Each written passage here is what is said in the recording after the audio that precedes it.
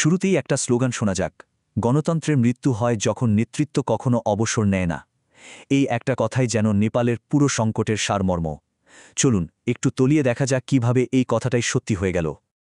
ভাবুন তো একবার, সরকারের শুধু একটা সিদ্ধান্ত, আর তাতেই একটা পুরো দেশ টালমাটাল। আজ আমরা নেপালের সেই ডিজিটাল বিপ্লবের গল্পই বলবো। কিভাবে একটা সোশ্যাল মিডিয়া ব্যান শেষমেশ একটা সরকারের পতন ঘটিয়ে ছাড়ল। তো এই বিশাল ঘটনার শুরুটা হয়েছিল কিন্তু ছোট্ট একটা স্ফুলিঙ্গ থেকে। আর সেটা ছিল সরকারের একটা হুট করে নেওয়া সিদ্ধান্ত, ডিজিটাল ব্ল্যাকআউট, মানে সোশ্যাল মিডিয়া ব্যান। দিনটা ছিল ৪ সেপ্টেম্বর ২০২৫। নেপালের মানুষ সকালে ঘুম থেকে উঠে দেখল তাদের ডিজিটাল দুনিয়াটা যেন এক রাতের মধ্যে উধাও হয়ে গেছে। সরকার হুট করে একটা ঘোষণা দিল, দেশের ২৬টা সোশ্যাল মিডিয়া প্ল্যাটফর্ম ব্যান। আর এই ব্যানটা কিন্তু কোনো ছোটখাটো ব্যাপার ছিল না। ভাবুন, ফেসবুক, ইনস্টাগ্রাম, ইউটিউব, হোয়াটসঅ্যাপ, এমনকি এক্স মানে পুরনো টুইটার, সব এক ঝটকায় বন্ধ। মানে লক্ষ লক্ষ মানুষের প্রতিদিনের যোগাযোগের রাস্তাটাই যেন কেউ বন্ধ করে দিল। আচ্ছা, সরকারের পক্ষ থেকে কি বলা হলো? তাদের ভাষ্যমতে এই পদক্ষেপটা নাকি ছিল ভুল তথ্য আর ভুয়া অ্যাকাউন্ট ঠেকানোর জন্য। কিন্তু দেশের তরুণ প্রজন্ম এই যুক্তিটা একেবারেই মানতে রাজি ছিল না। তাদের কাছে এটা ছিল সরাসরি সেন্সরশিপের একটা অজুহাত। আর এরপরেই শুরু হলো আসল ঘটনা। সরকারের এই সিদ্ধান্তের বিরুদ্ধে যে প্রতিক্রিয়াটা এলো সেটা ছিল প্রায় তাৎক্ষণিক আর তীব্র। আর এই প্রতিবাদের পুরো ভাগে ছিল দেশের তরুণ প্রজন্ম, অর্থাৎ জেনজি। তবে সবচেয়ে অবাক করার মতো বিষয় ছিল ঘটনার গতি। মানে একটা সরকারি ঘোষণা থেকে দেশব্যাপী আন্দোলন শুরু হতে সময় লাগল মাত্র কয়েক ঘণ্টা। আর মাত্র ৫ দিনের মাথায় এই আন্দোলনের চাপে সরকার সেই নিষেধাজ্ঞা তুলে নিতে বাধ্য হল। অবিশ্বাস্য, তাই না? এনাফ ইজ এনাফ, মানে অনেক হয়েছে আর নয়। এটাই ছিল বিক্ষোভকারীদের আরেকটা মুখের স্লোগান। তাদের এতদিনের জমে থাকা সব ক্ষোভ আর হতাশা যেন এই একটা কথার মধ্যেই বেরিয়ে আসছিল। এই আন্দোলনের ধরনটাও কিন্তু ছিল একদম অন্যরকম। এর পেছনে কোনো বড় রাজনৈতিক দল ছিল না, কোনো পরিচিত নেতাও ছিল না। এটা ছিল পুরোপুরি স্বতঃস্ফূর্ত একটা গণজাগরণ। ভিপিএন ব্যবহার করে আর মুখে মুখে খবর ছড়িয়ে আন্দোলনটা একদম দাবানলের মতো দেশজুড়ে ছড়িয়ে পড়েছিল। কিন্তু শান্তিপূর্ণ এই বিক্ষোভ খুব বেশি দিন শান্তিপূর্ণ থাকল না।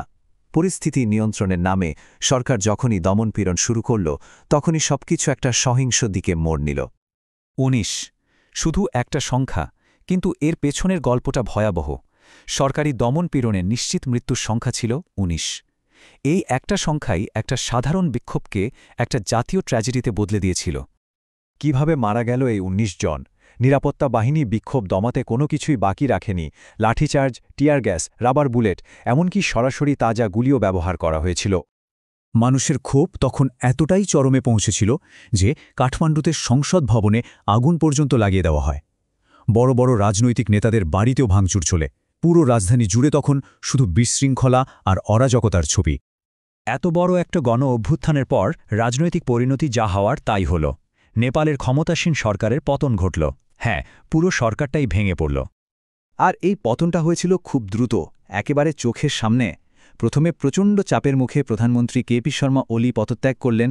তারপর একে একে মন্ত্রীরা হয় পদত্যাগ করলেন, নয়তো রাজধানী ছেড়েই পালিয়ে গেলেন। শেষে বিরোধী দলগুলো নতুন নির্বাচনের দাবি তুলল। মানে পুরো রাজনৈতিক সিস্টেমটাই যেন ধসে পড়ল।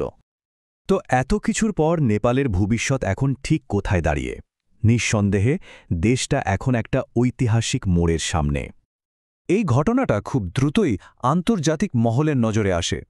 জাতিসংঘ আর হিউম্যান রাইটস ওয়াচ এই হত্যাকাণ্ডের নিন্দা জানায়। প্রতিবেশী দেশ ভারত উদ্বেগ প্রকাশ করে। আর সারা বিশ্বে ছড়িয়ে থাকা নেপালিরাও কিন্তু চুপ করে বসেছিল না। তারাও সংহতি জানিয়ে রাস্তায় নামে। তাহলে পুরো ব্যাপারটা আসলে কি দাঁড়ালো? এটা আসলে ছিল দুটো প্রজন্মের লড়াই। একদিকে দশকের পর দশক ধরে ক্ষমতায় থাকা সেই পুরনো রাজনৈতিক নেতৃত্ব, আর অন্যদিকে ডিজিটাল যুগে বেড়ে ওঠা এক নতুন প্রজন্ম, জেনজি, যারা আর অন্যের হাতে নিজেদের ভবিষ্যৎ ছাড়তে রাজি নয়। নেপালের ভবিষ্যৎ তাই এখন একটা দোটানার মধ্যে। একদিকে যেমন নতুন তরুণদের নিয়ে একটা নির্বাচনের সম্ভাবনা তৈরি হয়েছে, তেমনি ক্ষমতার এই শূন্যতা থেকে কিন্তু দীর্ঘমেয়াদী একটা অস্থিতিশীলতার ঝুঁকিও থাকছে। তবে একটা জিনিস পরিষ্কার হয়ে গেছে, জেনজি এখন নেপালের রাজনীতিতে এমন এক শক্তি যাকে আর উপেক্ষা করার কোনো উপায় নেই। আর এটাই কিন্তু আমাদের ভাবনার বিষয়। শুধু একটা ডিজিটাল ব্যান একটা সরকারকে ফেলে দিতে পারে? ভাবুন তো, এরপর যখন এই জেনজি আরও বড় কোনো দাবি নিয়ে রাস্তায় নামবে তখন কি হবে? নেপালের এই ঘটনাটা হয়তো শুধু নেপালের নয়, এটা হয়তো সারা বিশ্বের জন্য একটা আগাম সতর্কবার্তা।